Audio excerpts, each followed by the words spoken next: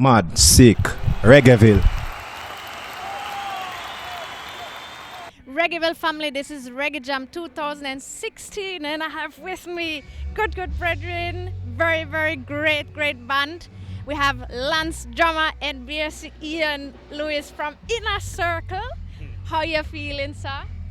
Everything Irie. How you feeling? I'm feeling irie as well. Give thanks. How you do, Lance? Yeah, it's sweet, man. Everything nice. Nice. You just came off the stage a while ago, and I saw when I came out and saw you guys playing, I saw the place pack up with people. Everybody was enthusiastic, waving, singing, sweet vibes. How you enjoy Reggae Jam performance? Yeah, man. Reggae Jam classical. You know what I mean? It was, as I said, it was a little mad with the time, but it looked like it worked, which I work everything out, you know? Yes, exactly. So we're not too complain, you know? But we don't like play so early still, but it worked out good and the sun shine bright, so God just give you a word, you know? Yes, exactly. It was a wonderful vibes. How you enjoy it today? Oh, love it. What a warm welcoming. For the first time at this festival. So, thanks to the people of Germany. Yes, thank you for coming here. You've been touring a lot lately. I'm glad you came here and you got a couple of days rest. But I know that you're also very busy, also working at Circle House Studios all the time. It was the same place where we met last time in Miami. Please tell me a little something. Is there something that you're working on in particular right now that the people can look forward to? Yeah, but right now, no top secret thing. We just have vibe out because, as I say, a lot of art, we call it, the village, but a lot of artists come to the bridge, Jimmy Cliff, everybody come by. So we just catch a vibe of everybody for really do a thing, want to do something in New Year's Day and try to get the young and the older. Just come by, just eat some food, and because, as I say right now, our superstars and thing is 70 going up, you understand me? We're losing them, and it's time we really, as I said, get together as a reggae fraternity, writers, musicians, everybody come together and, you know what I mean? Show the love about the unity, Yeah, exactly. It's needed. It's definitely needed.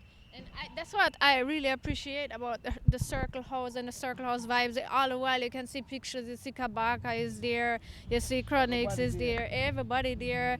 Then you have the farmer man who plant the food there, so it's not only music and food for thought, but also food for the belly, right? Yeah, man, it go Munchy. You come on there and see the vibe, and it's a real vibe because we always have a saying, so when you sit in the backyard, you don't know where it is. You don't know where they are Port Antonio, you don't know where they are Kingston, you don't know where it is. You just lost in time because that's how I want it. Feel like, because vibes is vibes, chemistry is chemistry, you know what I mean? Exactly. And that's all reggae music really have. That's because if you tell you say German people out there vibe to reggae music, and some of them people are listening for years. So it must have something good inside it for them really listening for so long, It definitely does. I think that will also show today while you perform that exact spirit that you were referring to. You mentioned a couple of names like Jimmy Cliff, but I also mentioned like Kabaka Pyramid, and then of course you worked with Chronix, who is on now.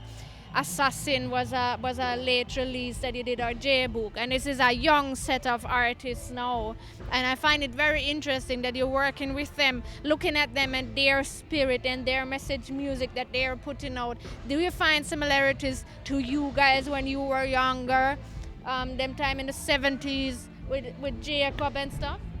Yeah, but you see those days, it was a every corner thing a go on. If it's a big youth, the right now, it's Eyeglass Rest. You must say, Eyeglass Rest? Eyeglass Rest was a part of downtown, right beside Randy's. Any artist where you want to find, you just go up on the corner there and you find him. So that's how comes there was more united musically, because it's like, them was like a university to themselves. You understand me? So the difference is that now, the artists are a little more divided. You hear beef with that one, them beef. And then back in the days, them things never happen.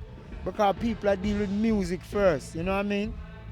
So that's how it is. As I say, you have to have a dedicate a whole program to that, man. Because It's a whole different thing that for start go down the line and talk about them thing there. But I mean, as I say, Reggae Jam respect, you know, at least them keep it alive and you know what I mean? Yeah, exactly. And then they brought together some musicians that maybe I don't know but haven't maybe seen each other in a while. We have Horsey just came off the stage, and then Tota, so kind of a soul syndicate. Big Youth was there, and you guys also have been here throughout the entire weekend. Was there anyone that you buck up and you were like, oh my God, haven't seen you for so long? How was the backstage vibes? Yeah, well, for Freddie, now, even though I know I was going to see him, when I saw him, it was like, yo, what go on, youth? Yeah, so, yeah, whenever we do festivals like this, it's not work, really. It feel more like a family reunion. Yeah, exactly. You know, so, yeah, that's the vibe. Yeah, that's why we love them kind of show, yeah. Yeah, definitely. I think this is what makes this festival also very interesting, because they invite a lot of artists that you wouldn't see on all the other lineups as well. But we were speaking about Circle House and the music there. So you've done a lot of productions with other artists such as Chronics and Kabaka and so forth. But what about own music, as in like another Inner Circle album sometime? It's been a while. It's coming. But I say, we just figured it was the time to kind of, you know, pass the button to certain, you know, the younger artists who we feel are defend something that trying to keep the art form alive with their style and their vibe, which is very important because remember, you know, a young person growing up and 15 years old, 16 years old, and I hear reggae music. Like we was in Holland the other day, and this girl brought her 2 young kids. I think about 14 and 15, and you said, well, the translation I got was, oh, I hate reggae music.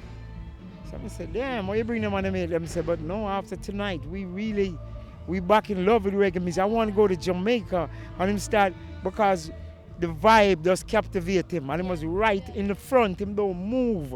So I'm saying, damn, it's just how them feel about the music and feel about the thing. So it's how it is presented, and I think Reggae Jam is presented in a very good way, where them, you know, the people gather together and them come together and them unite together and them wave flag together, and you know what I mean. It's a good vibe, because that's what reggae music is all about. Yeah, exactly. Is what it's all about. So the younger generation, like the Chronics and the Kabak and the Protege, they in the next 5 years, you know, this have to be their sweep to rise up above the cloud, to come now to the people, you know, not to say follow. Who was that band that played before us? The singer sound just like Bob. Sebastian Sturm, German. Sebastian Sturm. Okay. But I hear him take Bad Boys and sing right the same bass line. I'm going to say, yo, where you do? You know? And him say about it. I'm going to say, no man, pay me. But, you know, I joke around with him. But as I say, to see that influence of Bob Marley, that mean that man is like straight. I mean, it can't be more Bob than that, man. So to show what that leave, but then again, in the mix, the Barrett brothers get leave out, because I remember, you know, that was the ardent part of Bob sound, you know. Yeah, definitely. For example, it's probably the only musician where you hear the drum and you know what song it is before you hear a chord. Yeah. And that's Carlton Barrett. Yeah. He was the signature of Bob Marley. Yeah. And the Basie, Family Man. No, but I'm saying, Yeah. you just heard drums Yeah. and you know it was Bob Marley. Yeah. So that to me, he was a signature. Yeah. And of course, Man Brother is just one. You know. So. Exactly. Amazing unity. Exactly. Yes. What you said I find very interesting as well. As you said, that they were captivated by the music, the young youths that you were referring to. At the same time today, I think the people were also really captivated by your performance as well. But when you look at the crowd, and I saw some footage from Woodstock in Poland with like 500,000 people standing in front, do you still also get captivated by that energy coming from the crowd? Well, it's the same thing I saying about reggae music. Now is how you present it to make that amount of extra people come to the table now to say, well, damn, this music, you know what I mean? It's like a movement. When you forget back that movement vibe, where it transcends from country to country. Now European, you have no more borders. Because when we come and say you have a border, you have to stop a border. Now people can drive from Amsterdam, come here. People can, you understand? It's just like Rotterdam, which is another big festival we go and play, where people come from all over Europe and come to reggae music. So, as I said, the fires is there burning, you know. It's just to get them together and link everything so the people really say, right here, you come from that reggae tribe, me from this, and we unite one place at least once a year, twice a year. We're going to come to this one place and just listen 10-day reggae music, you know, some acoustic, some, you know, it's almost like a hippie vibe because it's the same thing reggae music carry, you understand me? And I mean, a lot of people frown them nose and say this, but the more time marijuana get legalized is when even reggae going to get even, you know. So it's a lot of things. When you fear something, you don't understand it. But all them barriers coming down. The barriers have to come down. It's time. It's time. You know what I mean? Because people is not irresponsible. People is not stupid.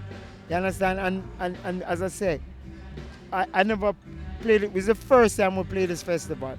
And I guess it's been going on for how long? 20 years? Okay. So, you know, I know the politics because I might call the next festival man name and it cause a problem, but I guess there's another festival. So I remember at that time there was 15, 20 reggae festivals in Germany. So I don't know if it's decreasing or it's increasing. You can more tell me. It's shifting. I think it's shifting also to a lot of festivals developing not only reggae music festival but also for other genres, right, including other. Okay. Well, Munchy, you know you play your part, you know, cause you is part of the German army, you know. So. Yeah, but what I found very interesting this summer is because you were not only present as in live on the festivals, but you were present in a commercial by H&M, their campaign. They used a cover version of Sweat. Did you know about them using it? Did they approach you about it? It was a little shaky at first, but it was sorted out, you know. Yeah. As they say, it was sorted out, yes. So that is a key to see that, you know, inner circle music still can appeal to the young. Because as I even said to the other guy up there, we's one of the few bands that can say we have records in Germany that been on the chart. Even when I went back to the hotel last night, there was a lady, like a group in them 45, and the man said, my wife need to take a picture. I said, me for what? They know the song them. And this is like, I mean, esoterical German person, and the lady know the songs. So crossing that barrier is a hell of a thing. So maybe some of the reggae festival, if they would advertise in a different genre, they would merely pull, you know, another people to come to experience the vibe, the food, the walking around, you know what I mean? But musically, what do you think of this new Sweat version for the H&M campaign? I like it. I mean, yeah, because it, instead of copying it, you know, because Sweat's been around for a minute and everybody love that version, it give it a new life by coming with a new look of style, you know. I think it's nice too because of that different twist that it has to it. But a lot of times you emphasize on the fact that, and I mean I know this because I'm a huge Jacob Miller fan from back in the days. I knew that music before I was aware of the games people play in the Sweat. But you sometimes feel like even though this was a huge commercial success for you, songs like Sweat and games people play, do you feel like sometimes, oh, maybe if I never had that commercial hit, maybe people would more recognize me for the real conscious roots music from them time? No, that don't really. Listen, before you are a person, you are a human being. So before we play, we are musicians. So, I mean, it's 8 notes in a scale, and face it. You know, you listen to jazz, which is improvisation. So you take a 16-bar measure and turn it into a 100-bar measure simply by improvisation. So you can't limit yourself because what is roots music? Can somebody explain me what is music? Me live all my life to get a gunshot all kind of shit. Some man can't tell me not about liberty and hungriness, and you can't tell me about that. So when a man go sing a song and say, boy, Bob say him belly full but him hungry, you know what he was talking about? Those people understand what he's meaning? Him say you might have everything, but it's spiritual you don't have. You understand me? You don't have that in yourself to understand and comprehend what life really is. So that is the main thing. You know? So roots music really born out of that man. Get up every morning, drink him tea and walking on the road. And him say cold ground was my bed last night and rock was my pillow too. You know what I mean? If I feel like bombing a church because the preacher and so it expressed different avenues and different things that come out of people because of what? A situation. So that's how roots music get born, you know. You understand me? When we sit on and write dreadlocks can't live in a tenement yard, people understand what I mean? You can't live in your house in peace. Because if you know what to get a tenement yard, it's surrounded and the bathroom is in the middle. So if you buy grocery, a man sit down and say, yo, why one boy just buy a bag of grocery, you know, warm storm need some sugar, you know.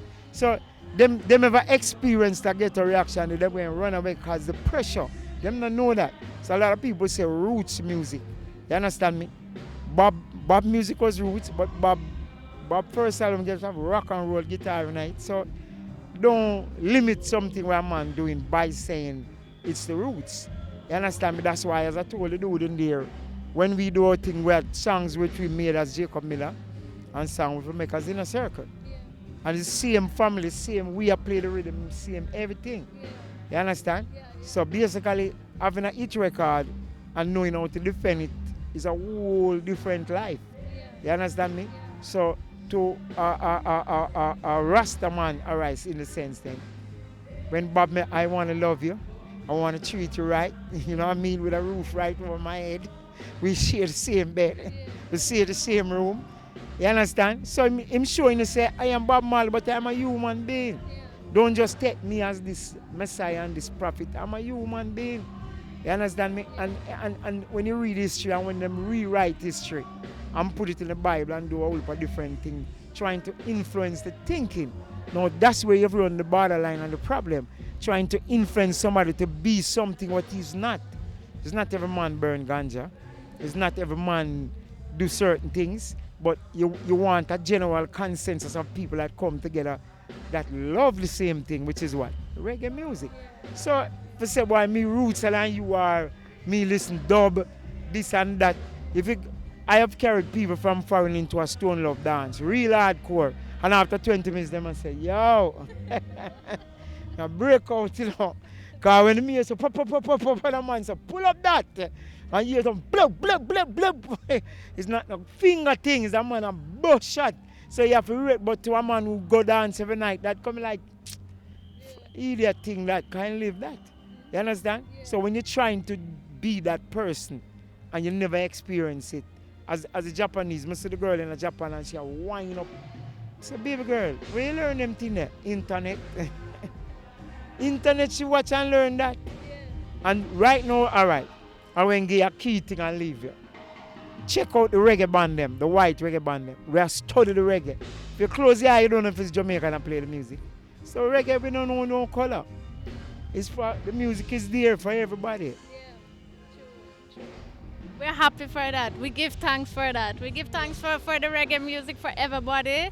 And especially tonight for you coming over here to Reggae Jam. Lance, thank you very much. Ian, all the best. Blessed love to the whole Inner Circle family. Give thanks very much. Yes, Miss Munchy. Respect. Yeah. Nice. Mad, sick, Reggaeville.